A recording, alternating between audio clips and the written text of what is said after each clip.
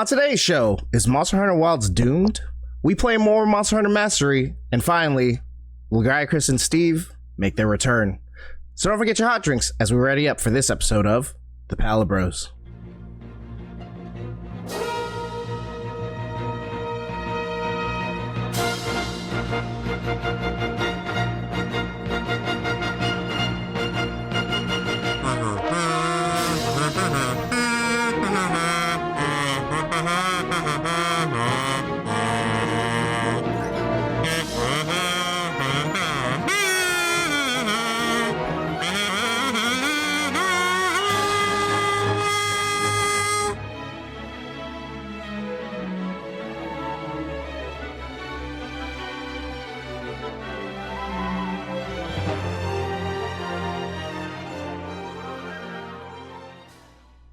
What's up, everybody, and welcome to episode... Holy shit, what episode are we on? 15? 16?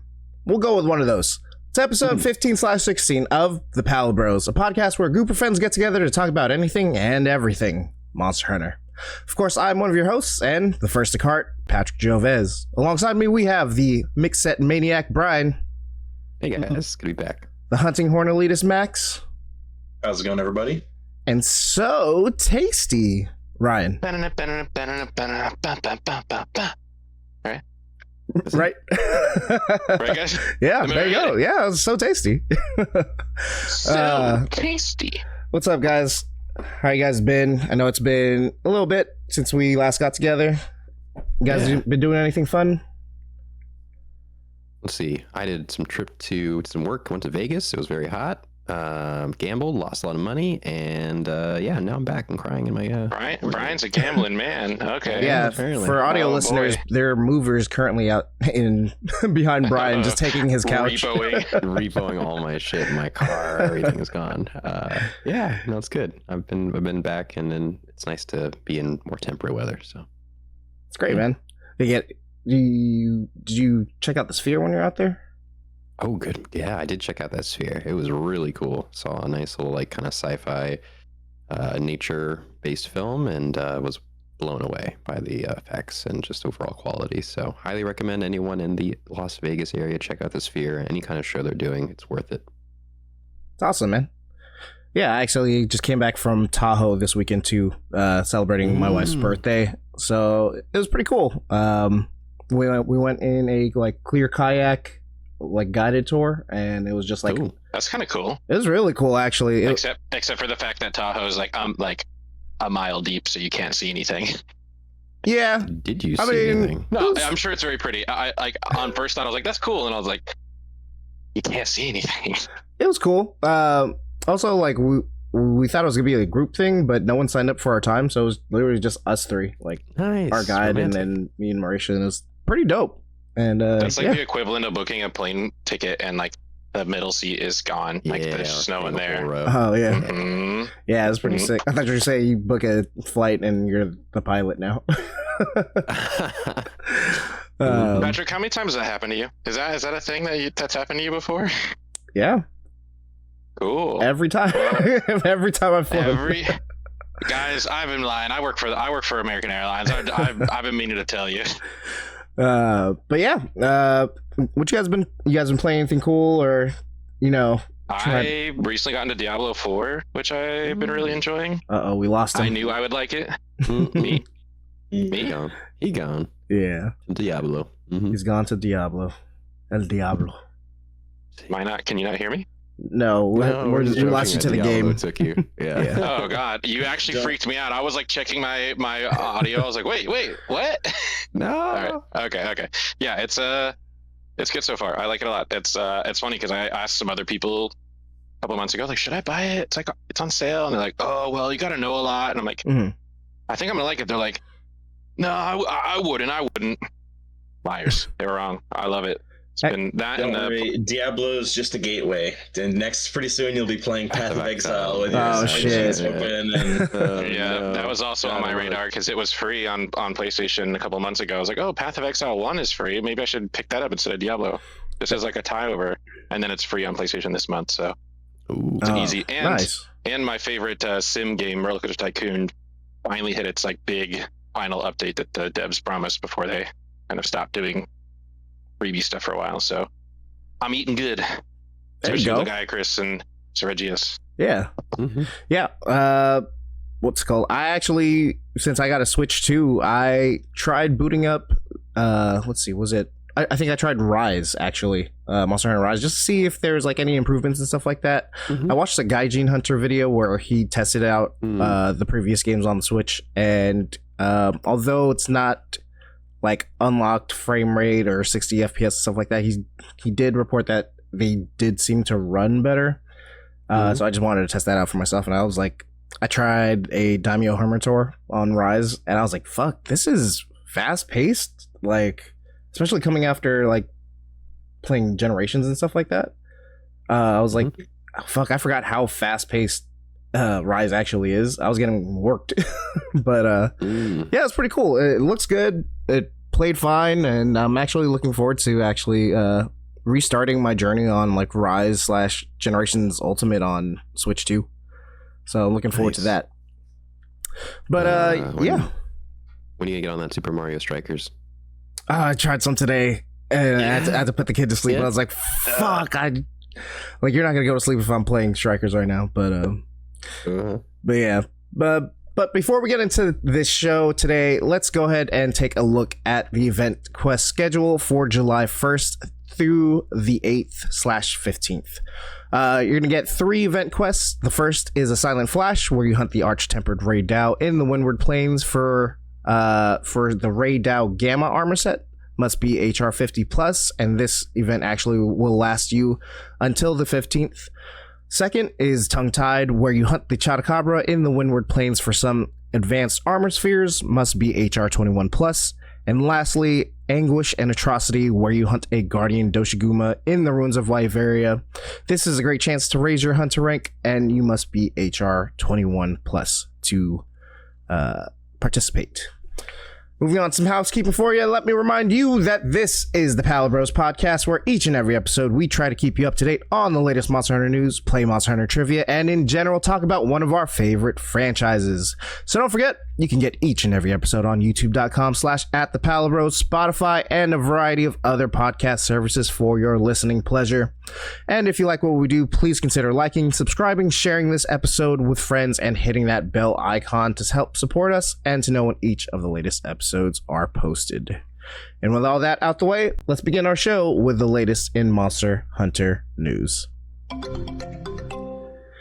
Today in Monster Hunter news, we have 2 stories. Our first story, Monster Hunter Wilds game reviews, Monster Hunter Wilds game reviews hit overwhelmingly negative on Steam. Can Capcom turn it around? This news comes from WindowsCentral.com and is written by Alexander Cope. Things are not looking good for Monster Hunter Wilds, especially on PC. After a successful month of selling over 10 million copies, garnering over 1 million concurrent Steam players, and receiving critical acclaim, including a 4 out of 5 star review from us at Windows Central, people have recently started turning on Capcom's latest entry in the vaunted Monster Hunter series. According to the game's Steam page, fans have been review bombing Monster Hunter Wilds to the point where its rating is now at overwhelmingly negative. Criticisms from fans range from the Monster Hunter Wilds' lack of substantial endgame content compared to the previous Monster Hunter titles, the series' vaunted challenge being aggressively dumbed down due to the incongruent and overly streamlined mechanics, a brief and forgettable story campaign, and, most notably, its subpar performance on PC. Fans have stated that the Monster Hunter Wilds optimization on PC remains poor after several months, even when they run the game with the best PC graphics on the market. Verified reviews decry the game's frame rate, constant stuttering, numerous graphical glitches, gameplay bugs, atop crash events. As a result, Monster Hunter Wilds' 1 million plus concurrent Steam player base has gradually dropped to below that of the far older Monster Hunter World. Indeed, fans have even started returning to play Monster Hunter World, seeking the challenge and content breadth Wilds has yet to offer. As of writing, it has twice the amount of concurrent players that Monster Hunter Wilds has right now, despite Monster Hunter World being over 7 years old and no longer receiving updates from Capcom. Monster Hunter games are generally known for their long tail, as in strong post-launch content and endgame mechanics coalesce to keep the game fresh for elongated periods of time. Monster Hunter Wild's endgame is vanishingly brief, given that the game's difficulty curve eliminated the necessity to grind gear, as monster battles were too easy to require any learning or counterplay. For the full article, go ahead and give them the click over there at windowscentral.com. This story is I'm going to mix two stories together. So this next story is Capcom agrees Monster Hunter Wilds has an endgame problem, so it's adding a new level of quest difficulty and talisman crafting to broaden the range of builds. This is from gamesradar.com and is written by Kaan Saren. Capcom seems to agree Monster Hunter Wilds does have an endgame problem, so the developer is trying to smooth things over in future updates. Capcom recently detailed what's coming in Monster Hunter Wild's second free title update set for June 30th, including almost entirely good weapon balance changes, new monsters, and PC performance buffs that don't quite go far enough, but the publisher is looking into the even further future. In a recent social media post, the company laid out some of what's coming in the next few updates and assured folks that it's addressing many points of feedback and requests, starting with expanding endgame content. In September 3rd's title update, the game's getting a new level of quest difficulty, which will feature their own unique rewards. You can use those unique rewards in a new talisman crafting system, which can be assigned various skills at random. The new talismans can be assigned a wide variety of skills, including those exclusive to weapons and armor, and will also be randomly assigned slots for decorations as well. We believe this system will broaden the range of builds and create a gameplay loop that encourages players to equip themselves to take on the game's toughest challenges. The fourth update will then add even more new monsters and unnamed challenging elements that should make use of all your endgame grinding, alongside ways to ensure the Arshian weapons you have already forged will remain valuable, and more stability improvements. Fingers crossed. We will continue to work on through these updates. Title updates, excluding bug fixes and other updates, will be implemented every few months, as with the first and second update. I know we kind of went through two different articles there, but yeah. Does anyone else feel like Monster Hunter is doomed, per se? What are you guys thinking right now? I think saying it's doomed is a little bit of hyperbole, but I will say that it will probably be Capcom. It's going to be a tall task to turn the reviews around. Right. Considering, I think there's at least a subset of people that once the review is made, they're not going to bother to go back and change it. And so once it's at this point where it's overwhelmingly negative, it's going to be hard to pull it back up into positive. Like as of right now, the recent reviews are at 12% positive of 18,000 something reviews. So it's at 54% positive overall, which is mixed. So I don't remember exactly the threshold to come into mostly positive. It might be like at 65 or 70% or somewhere around there. But that's a lot. The game has a lot of reviews, and it'll be hard to turn things around. As far as the end game is concerned, I don't feel like what of the baseline games that did not launch with Master Rank or G Rank, which of them had good end games? Like I remember, I don't want to say I dropped Rise almost immediately on launch. Well, like I don't feel like any of them have had particularly, at least between World and Rise, I don't feel like either of them in the base game had a very compelling end game. Personally, I think I would agree. I feel strongly about that too, because I'm someone who in both scenarios never got to play the end game. Right. You know, like you guys were my community of players, and then when the PC version came out, it's like I didn't have anyone to play with anymore. So it's like my impression of World and Rise is just whatever launched at the base game. So, you know, I agree that, you know, only getting to fight the one half of the end boss at the end of Rise was kind of shit. you know. Yeah. Yep. I mean, technically speaking, like I think you played like the base games for World and Rise. So like technically what they had considered endgame in those we did play together, but we didn't play the expansions together. Right. Once they had launched. Sure. The true end game. Right. Yeah. Mm-hmm. I would say that it's not totally uncommon for people to like, you know, get a new game and then like realize that like there's not that much there, and then like go back to the game before it. Like I don't think that that's necessarily like a canary in a coal mine. No. I think Yeah, it I mean, happens I a lot actually. I think 2 years from now, when there's like, you know, several expansions and DLCs and, you know, free DLCs and stuff, it'll totally go blow to blow with like World, you know. But it's just it's hard because like developing games is hard, and people are gonna play it as like to their satisfaction, and if they blow through all the content immediately, of course they're gonna feel like this sucks. But the people who blew through all the content, like us included, still put 200 hours into that game, and so sometimes it takes people, you know, a month to do that, or a week if they're a psycho, or it could take them 6 months or a year. Like some people are way more casual, so I don't really think that specific point from the article is like really valid. But you know, I do think that you know, them kind of tweaking the end game stuff is good in concept, but I don't like the return of the medallion crafting. Like that was such a pain in the ass in Rise, and I'm not looking forward to that, to be honest. Yeah. And I know we'll talk a little bit more about what that talisman grind will be like in a second here, but yeah, I kind of see it as like, well, I would love for there to be more to do right now in endgame, because I know I've kind of slowed down a bit in playing. I do feel that a lot of people are looking at this, or looking at World or Sunbreak or any of that with rose-tinted glasses, right? We're comparing the completion of a full game to a game that just started, and I'm sure, like we were just saying, there were definitely the same issues back when that game first started, where we're waiting for content.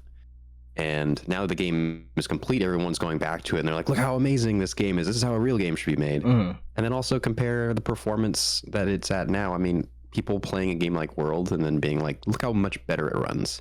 Well, yeah, they're playing on hardware that's now from 2024, 2025. It's just the same thing's going to happen in 4 or 5 years from now. We play the next game, people are going to be like, fuck it, I'm going back to Wild. This is how the game was meant to be, done, and there's going to be content, and it's going to run better and all that. So I think it's just a repeating cycle. Yeah. We just burn out real fast, and then we just complain, and then want to go back to the old game. What? Gamers complaining? I don't think it ran as bad. It's one of my favorites. Yeah. But it did have its own problems. I remember there was like the volumetric quality that had to be turned off for it to run like decently at all on PC. But that's fair. I will say the RE framework engine ran more performant than this RE engine for open world. Yeah, I mean, we move over to our second story in a second, but not to beat a dead horse, but this is literally what's also kind of happening with Mario Kart World as opposed to Mario Kart 8 Deluxe. Like, Nintendo kind of shit the bed with a recent update with Mario Kart World, which is just hilariously Nintendo, and like a lot of competitive Mario Kart players are now moving back to Mario Kart 8 Deluxe because that's is a huge game. I think it is the best-selling Switch game, or probably the best-selling Nintendo game. But yeah, it's funny how people revert back like to 70 million, by the way. 77 million or 70 million. It's funny. Crazy. It's just like player bases just move back to the thing that was there before, because what's happening now isn't as fully fleshed out or completely realized as what was there before. So yeah, I think this is just gonna be a continued thing until we finally get whatever new endgame DLC that drops within, who knows, within maybe the next year or so. Then I think we're gonna start seeing that overwhelmingly negative thing jump back up to probably positive or something, or even overwhelmingly positive. But moving on to our second story. Oh, yep. I'll give a quick correction. I was incorrect by calling it RE Framework. The engine for Monster Hunter World was MT Framework. MT Framework, yeah. For those who listen and were like, that's not right. Moving on to our second story, Monster Hunter Wild's most anticipated feature has a massive downside. This article is written by Stephen Gerard. Stephen Gerard over there at ScreenRant.com. After months of waiting, layered weapons are making their way to Wilds with a second major title update. Rather than being able to slap any weapon on top of another, you'll need to fully upgrade a weapon to its highest available tier of Rarity 8, after which you can overlay it onto any weapon of your choosing. Both standard and Arshan weapons will also let you choose between previous upgrade forms as well, offering much more flexibility in how your weapons look than before. While it's likely you already have more than a few fully upgraded weapons with how much variety there is in Wilds, unlocking a brand new weapon solely for its cosmetic use will be a hefty investment, wasting resources that could upgrade other powerful equipment instead. The new layered weapon system in Monster Hunter Wilds does have the benefit of accessing your existing weapons at no extra cost, but the lack of freedom for quickly applying designs still feels like an oversight. Thankfully, unlike Wild's ongoing performance concerns, layered weapons are one feature that will likely be overhauled in the future. Compared to Monster Hunter Wilds, Rise was even more limited in its layered weapons, as it only let you overlay your weapons over its Rampage tree over each weapon class.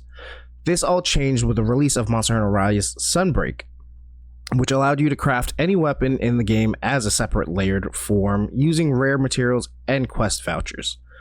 Even Monster Hunter World had similar functionality, adding layered weapons crafting from its subsequent Iceborne expansion through farming in the Guiding Lands. Excuse me. The article goes on to say that hopefully when Master Rank comes out, that the layered weapon restrictions become less rigid, but for the full article, head on over to ScreenRant.com and give them the click. But yeah, I don't really remember. Are you guys huge on like the layered weapons and stuff like that? I know for me, I'm not really big on that. I like fashion hunting a little bit. Yeah. I think as a hunting horn person, it matters because like all the different hunting horns have their own different songs and sound effects, and it's not like just the aesthetics. And so a lot of the time you'll end up running with like only one or two hunting horns or like the best hunting horns, and so there's a lot of them that you just don't get to hear the songs for. Yeah. So it's fun to mess around with. I don't think they're really going to touch the system at all, really. Mm-hmm. I mean, personally, I'm in the camp where I think that should be not more rigid, but I really don't think it's all that much of a hefty investment to get a weapon to Rarity 8. Yeah. All things considered. Agree. So, I mean, I think that it's almost too convenient to just automatically get the layered weapon once it hits Rarity 8. Like, I don't think it would be too much of a stretch to have it like it was in Sunbreak, to where you have to craft a separate thing to unlock the layered functionality. I think there's not enough. We have too many crafting materials. There's not enough of a material dump for a lot of these things. And that's kind of where, I don't know, this is kind of jumping back to the last story. I don't want to direct the conversation. I personally don't find like grinding endlessly for RNG deck of charms or something to be that exciting. Like, it's better, I feel like, when I have like a discrete, definitive thing that I'm grinding for, where like I can see the materials building up, and it's like, oh, I need to get 3 more gems or whatever, then I can unlock the layered weapon for this. I'm like, that's more satisfying to me personally. It's kind of like artificial padding to like flesh out your game a little bit more. And I feel like that's kind of exactly how they designed it, because of, people saying there's not enough to do. It's like, okay, let's make it more rigid so that you spend more time grinding, so that you feel like you have more time to have. It takes hundreds right now. It doesn't take any time at all. It's like so flexible. It's not rigid at all to unlock the layered weapons. Like, I feel like with people complaining about how little content there is, like they need to pad as much as they can to keep engagement up. It's interesting to think about like how much energy and effort it takes to going into like making these types of games, and it makes you wonder like the hundreds of people that are making this game, like they have to be like all in on like the next DLC, right? Like it feels like performance issues and like these random one-off events with a couple new monsters shouldn't be enough to like divert hundreds of people's attention away, you know, like. So it seems weird. I think like I don't work there, I'm not a successful game developer, but seems like, you know, especially on PC, the optimization thing should be like the number one priority, and that needs to be like dealt with immediately. And here we are like several months after the fact, and it's still causing them to you know, get this really negative press, which matters. And then, you know, it kind of feels like all of that attention is getting drawn to this type of content that we're talking about, like little, you know, scraps to kind of. And I don't want to sound ungrateful. The Gaiacris is a great fight, and so Surajimamo,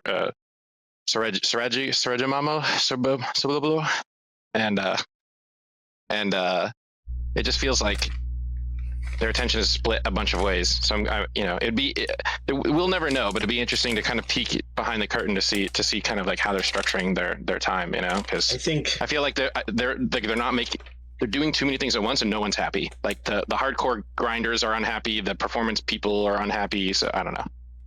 I get the sense that the game came out, they saw the sales numbers, and they stuck to their original season roadmap plan, and they have not altered course in any way to address any of like the criticism. There's been lip service to like changes need to be made to optimization. I don't know how much in reality their hands are tied by engine limitations, but it feels like they had their plan and they're sticking to it.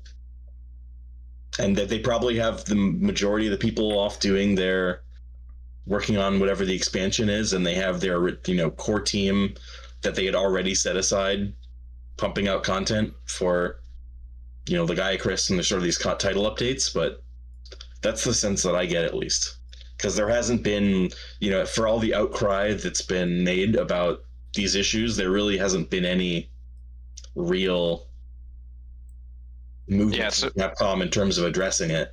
It seems pretty crazy that they've almost ignored it.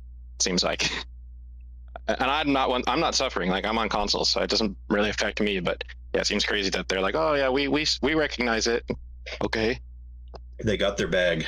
Yeah. Well, that's it for Monster Hunter news. And now, fellow hunters, the time has come, and so have I. That's right. It's time for our Monster Hunter trivia segment of the show, Monster Hunter Mastery.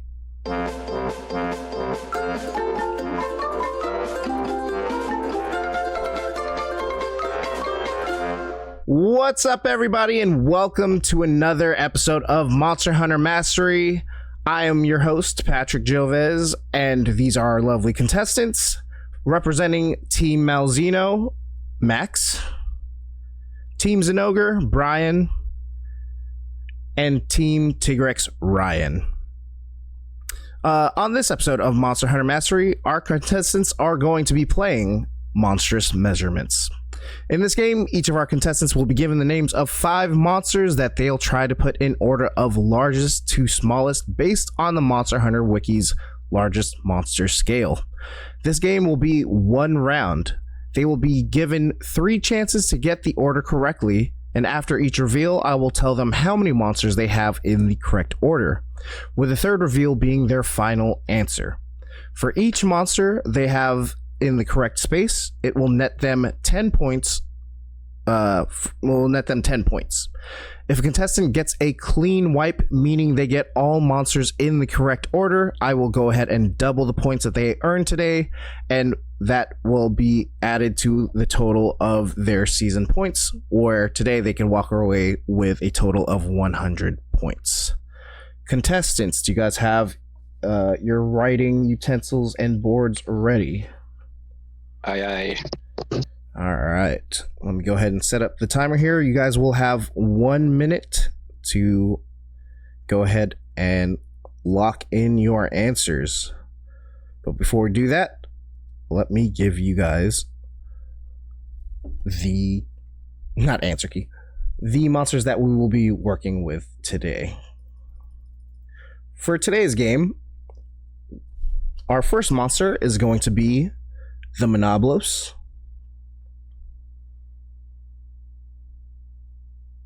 The second is going to be the Daimyo Hermitor. The third is going to be the Nibblesnarf. The fourth monster is going to be the Goss Harag. And the last monster to round out the monsters for monstrous measurements is the Volvidon. Do we need any repeats? We all good? Or are we going from smallest to largest to smallest? We are going from largest to smallest. So we're going to go ahead and put a minute on the timer, and I will let you guys know when the time is coming up. But for now, let's go ahead and start monstrous measurements.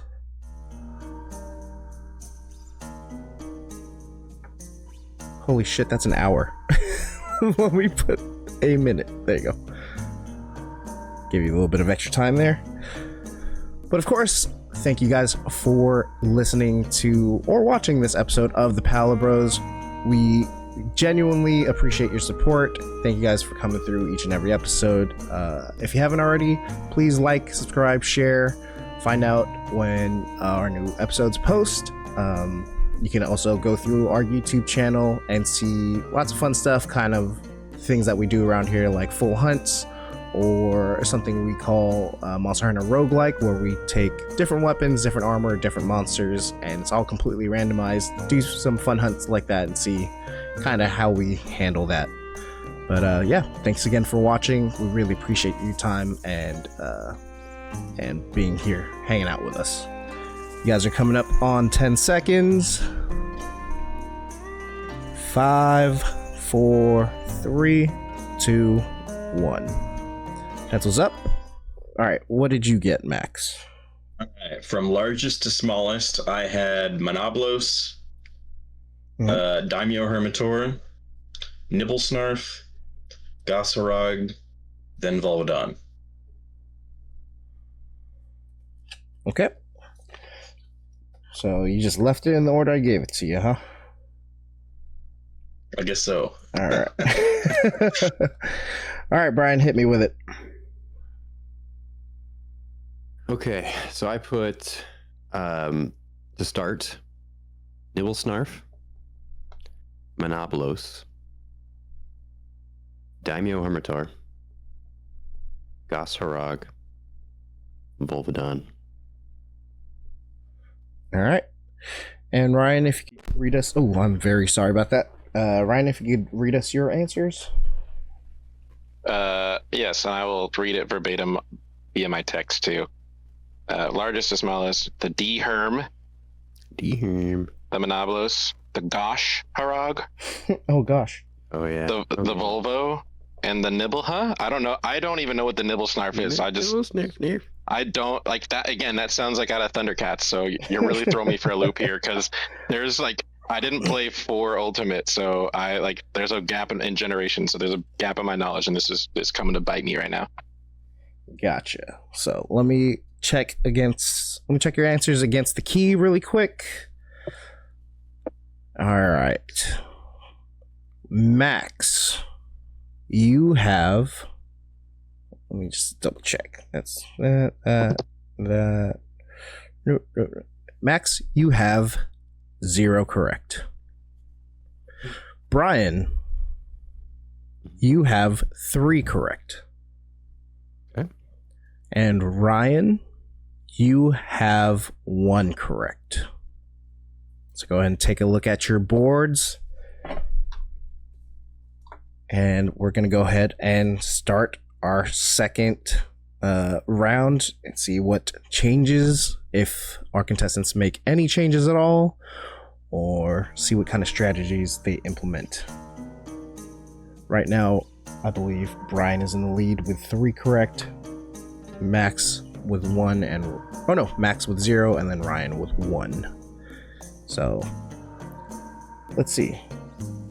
Wonder if doesn't even look like Brian's doing anything different. I think he's pretty happy with 3. I ended up just Well, I'm going to try alternating. You'll see I have arrows that I wrote down here. I'm going to try swapping 2 and then see where that goes. Max looks like he's deep in thought. I like to imagine that Ryan has probably gone to the kitchen, got himself a little snack. Oh, there he goes. Bro, they don't call me so tasty for nothing. I don't know what you want from me.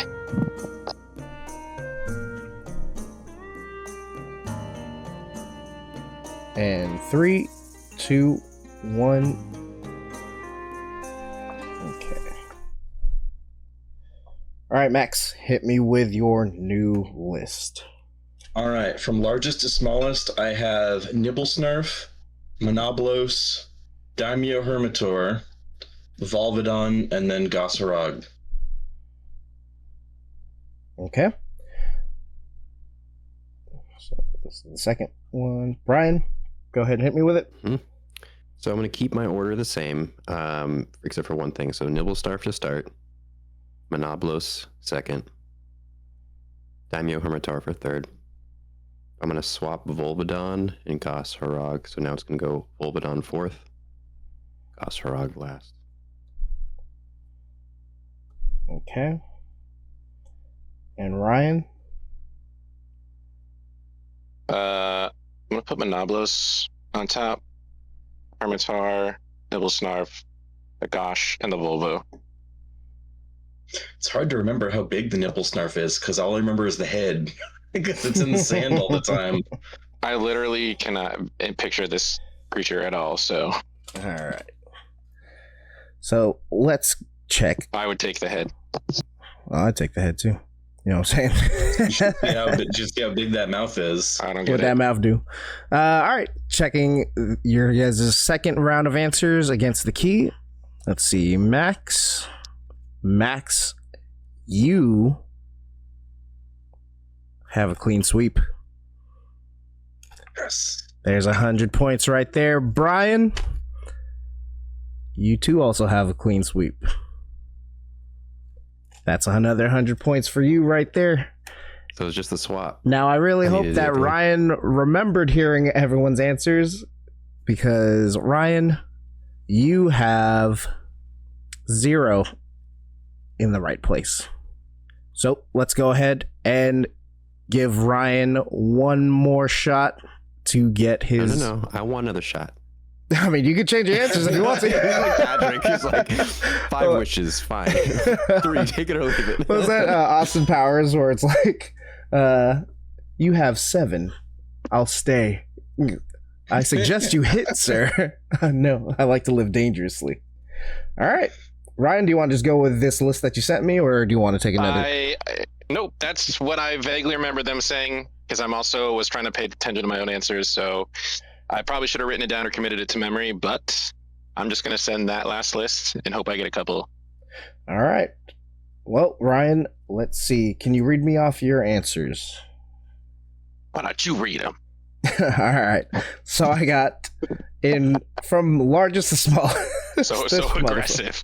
Well, my fancy answers now too is from largest to smallest. Ryan has him as the Nibble, the Mama, the Deerherm, the Volvo, and the Gosh. Let me check. So let's see here. Oh.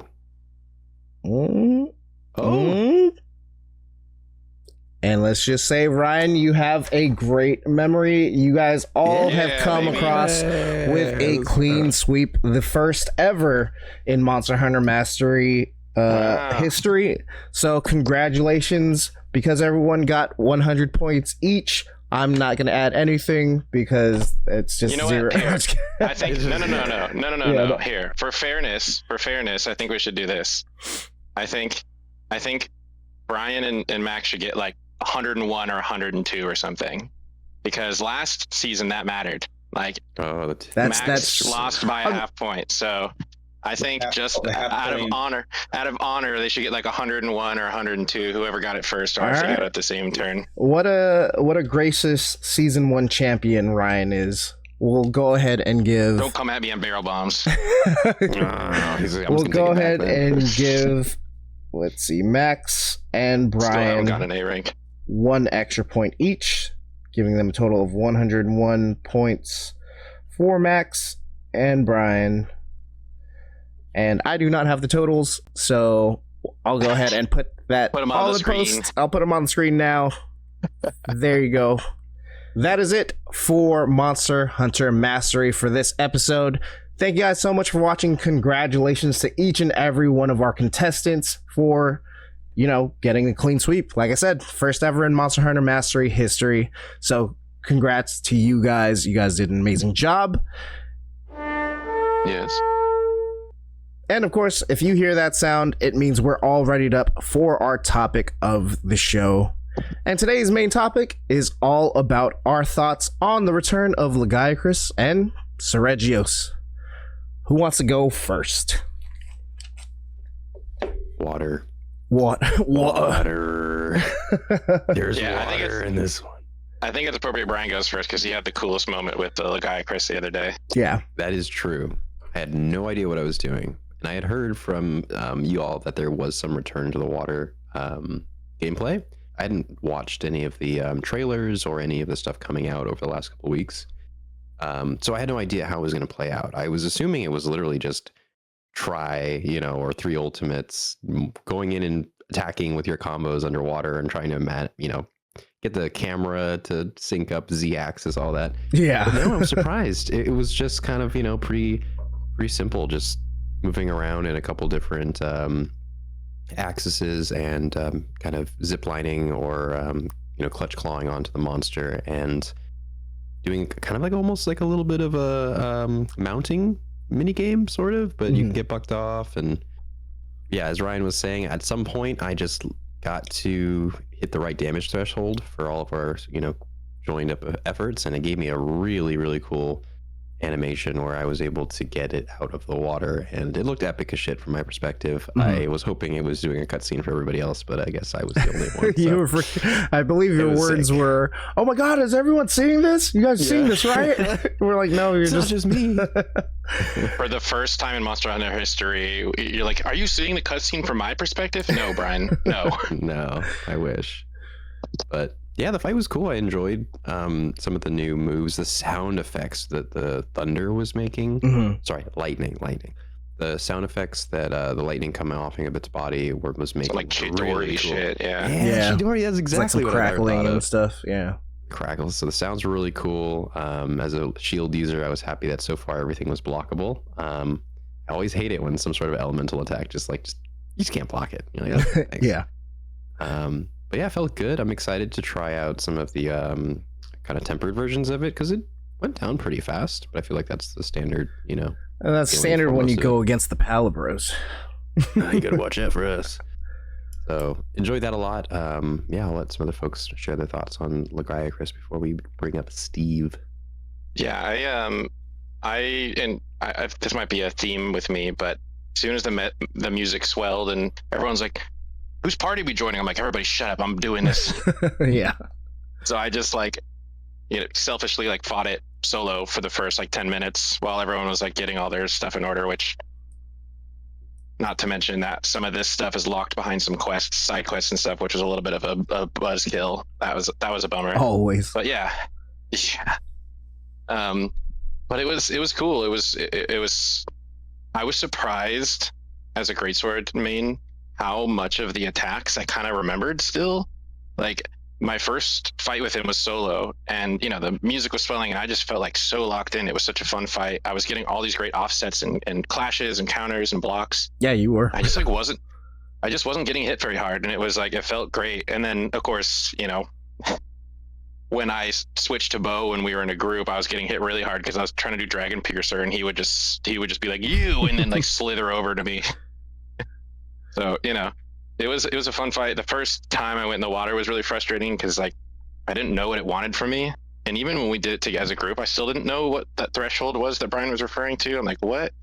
It's damage him, and I'm like, "I am," and then I ran out of little things to shoot at him, so I had to swim around for a minute, just in circles because I didn't have any more stuff to damage him with. Yeah. So that was frustrating, and then some of the voice commands were "Oh, like, he's weak. And I was like, okay, I'm gonna put a bunch of traps down. I wasted so many traps and like trank bombs and shit. Which, by the way, I didn't bring any trank bombs with me, so I had to literally go back to camp. I checked my secret pouch, didn't come with it. And I was like, all right. So solo, the first half very cool. Second half a little bit underwhelming, just because like technical stuff, like the water fight was a little clunky. It's way better than it used to be. Like, don't get me wrong, it was like not nearly as terrifying and debilitating and helpless, you know. Which maybe is the point of that, but like I thought it was way more fun this time around. But yeah, some of the stuff where like the characters like, oh, he's weak. I'm like, all right, I'm gonna go capture it, and it's like not, the trank bombs aren't working. I was like, okay. I didn't even realize we were supposed to capture it until I think Max was like, oh, it's a capture mission. And we were like, oh shit, I was ready to kill this thing. We were all failed together. Goods and bads with it is what I'll say. It's great to see him back. Yeah, what about you, Max? I thought it was cool. I liked the rendition of the Lagiacrus theme, the music. Yeah. I was the one that was a little bummed because literally the only side quest in the game that I hadn't done was the quest from Eric to capture a Doshiguma in the Scarlet Forest. And apparently that's the prerequisite quest in order to do the new title update content for Lagiacrus. So that was a little bummer. Like, I didn't really care at all about the cutscene about Eric talking about ecological balance and crying in happiness about, oh, the Lagiacrus, like, cool, just let me fight it. Yeah.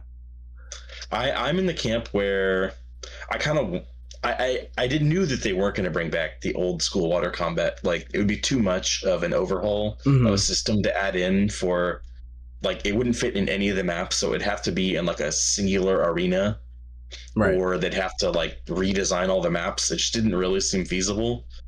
I think it's fine for what it is. It doesn't really have like a ton of depth to it, but it does feel pretty cool. I mean, if you know, maybe in the expansion, yeah, or the new maps, maybe it'll be more of an actual system. But yeah, like Ryan was saying, I recognized pretty much all the attacks. It's like, you know, it's a weird feeling, right? It's kind of like seeing an old friend and like remembering how they were, except for you gotta skin this one and wear it. So like my other friend that you guys don't know about. Yeah, I mean, for me, like, I didn't. Christ, Pat. Well, you don't remember Jimmy? Don't mess up on the podcast. You're next.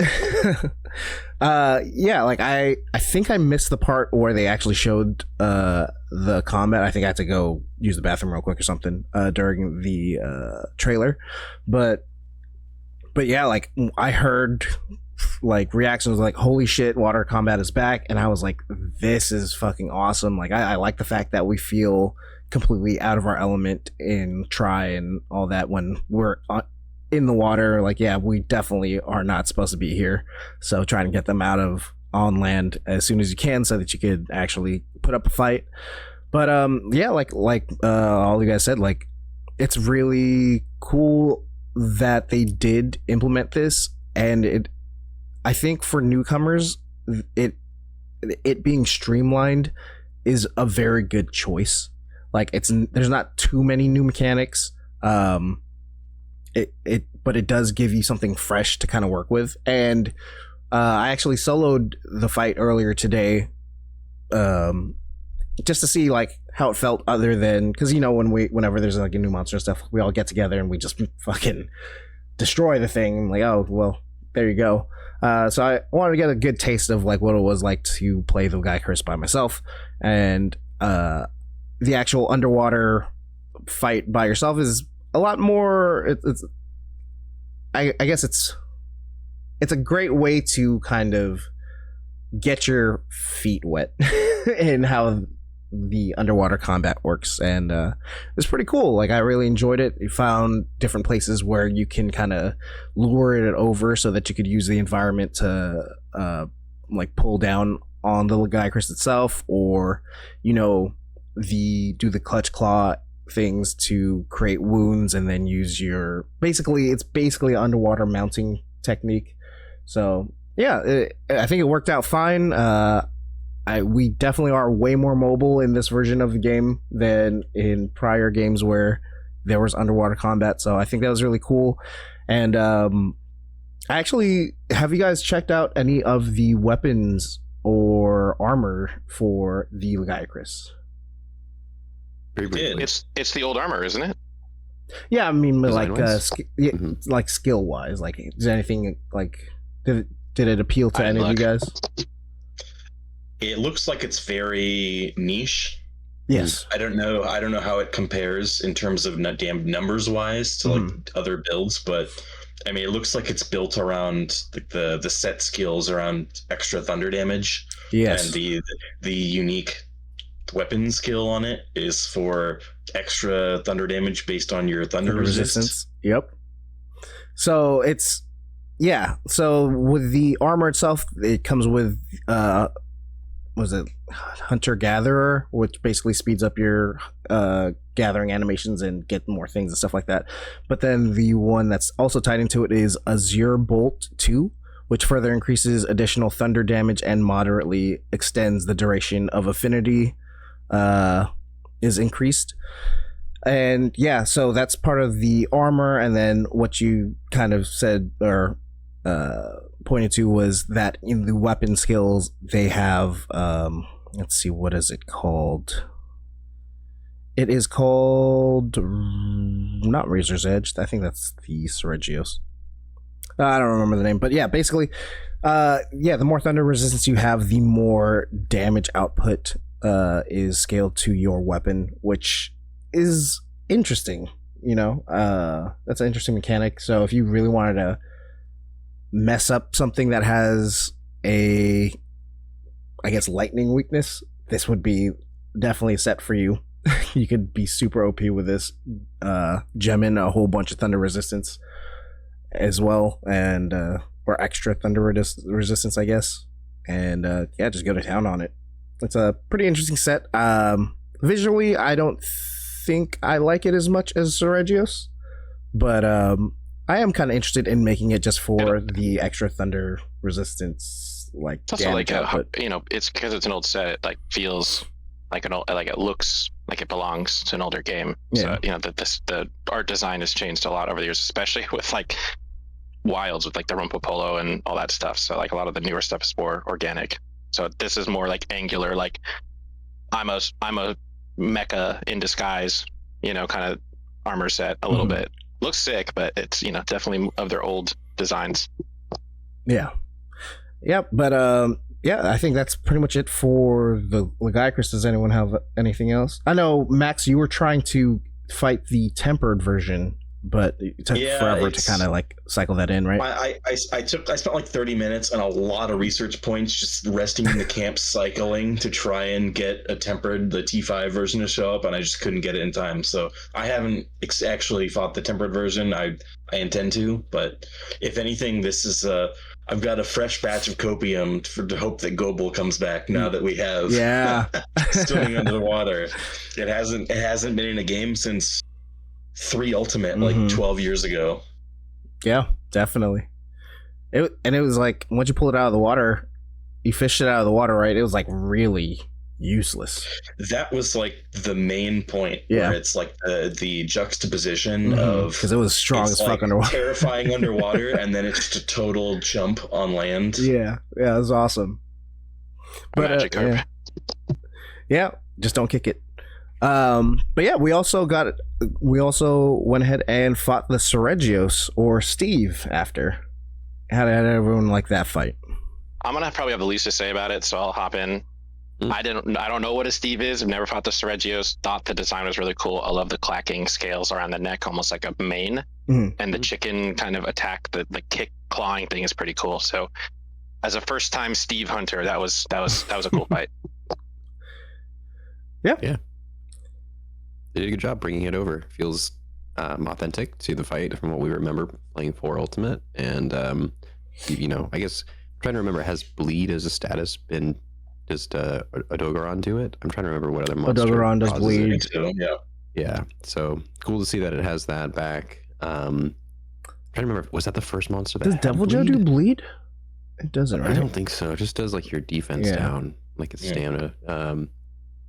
But yeah, it was pretty good, a pretty strong fight. I didn't feel like I got hit I'll say it's strong fight, and then I enjoyed it. I don't think I get hit that hard, just in the base monster, but yeah, it kind of feels similar to Legiacris, where we have fought it before. It feels pretty new. It just kind of upgraded for 2025 in regards to polish and looks.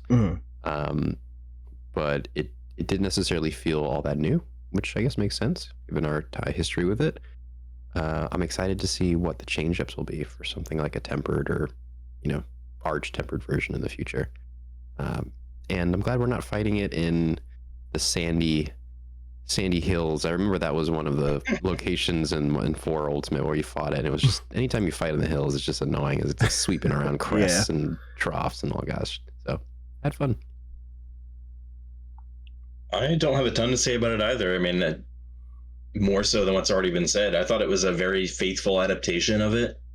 I mean, I really liked the armor. I've always liked the weapons. It's always had a very unique skill. Yeah. Even back when, back in the older games, or was it 4 Ultimate when it came out? I mean, that was before sort of weapon skills were even a thing, and they were still unique even then, in that with the quality of sharpening on rolls or reloading on dodge roll. Yeah. It's always been a fun weapon type to use. Yeah, this time around it's no slouch either. It gives you Razor's Edge 2, which Razor's Edge 1 extends the duration of Adrenaline Rush, which if you do a perfect dodge, it gives you extra attack power. So it gives you 2, which additionally, if triggered again while the skill is active, further increases the attack power. So yeah, this could be a very I wouldn't say glass cannon, but a very kind of exciting build, going for perfect dodges and stuff like that to get huge damage buffs and stuff, and that kind of play style. And actually, I think I do want to make both of these armor sets and try both of these weapons out, just to kind of change up my play style a bit. I do love the way the Seregios armor looks in this game as well. I like it better than what the Legiacris looks like. But yeah, the fight itself was fun. Like I said, it's kind of like seeing an old friend, and we fought it before, so it's really cool that we get to experience it in how beautiful Monster Hunter Wilds is, and see it in HD and stuff like that. So it's really cool. I am excited to try a tempered version of the fight, and yeah, I'm having fun with what they're going on, what they kind of brought with Title Update 2 so far. Of course, there's going to be more coming down in the later weeks and stuff like that. So yeah, it's I think so far Title Update 2 is fun. I'm going to be playing this a lot more, because I'm going to be obviously getting the armor and weapon sets and stuff like that. So I think I said that like 4 or 5 times in a row. But yeah. Let's see. But yeah, anything else on the Seregios or Legiacris? I do think it's interesting that I already mentioned sort of the weapon skill on it, where I do think it's interesting that they've changed it to where it used to be just on any dodge roll it would sharpen or reload, and now it's only when you do a perfect evasion. So it's really sort of limited now to very evasion focused builds. Yeah. I mean, the bow, there's basically 2 types of bow play.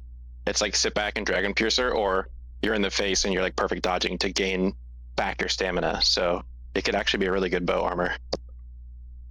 Well, I mean, the weapons themselves, like the weapon skill, is now. It used to be like a very good general purpose weapon in a lot of the previous games, because like no matter what you kind of build you were doing, if you're using evasion or not, like just sharpening on dodge roll is very powerful. Now it's like mandatory to run evade window. Yeah. Otherwise the skill's not doing anything. So in a sense, like it synergizes with the new. Is it sharpening, or is it just attack buff? It's sharpening on the weapons. Okay, never mind. Definitely not a bow. Definitely not a bow armor set. No, I mean, it's not like that's the armor skill. Like the weapon skill is that whenever you do a perfect evasion, like if it's a melee weapon, you'll gain sharpness back. And if it's a bow gun, you'll like reload around into the bow gun. So on the armor set is built around The attack evade buff. window, and Yeah. you get an attack buff when you do a perfect evasion. So the way that the weapon skill has been changed now synergizes very well with the armor skill, but it makes it a little bit less good as like an all-around general purpose raw weapon. But I do think it's interesting to have more sort of synergies in the game between weapons and armors, and Yeah. it's not just like solid attack boost 3 stat buff. Mhm. Yeah, it definitely promotes like creating armor sets and weapon sets together.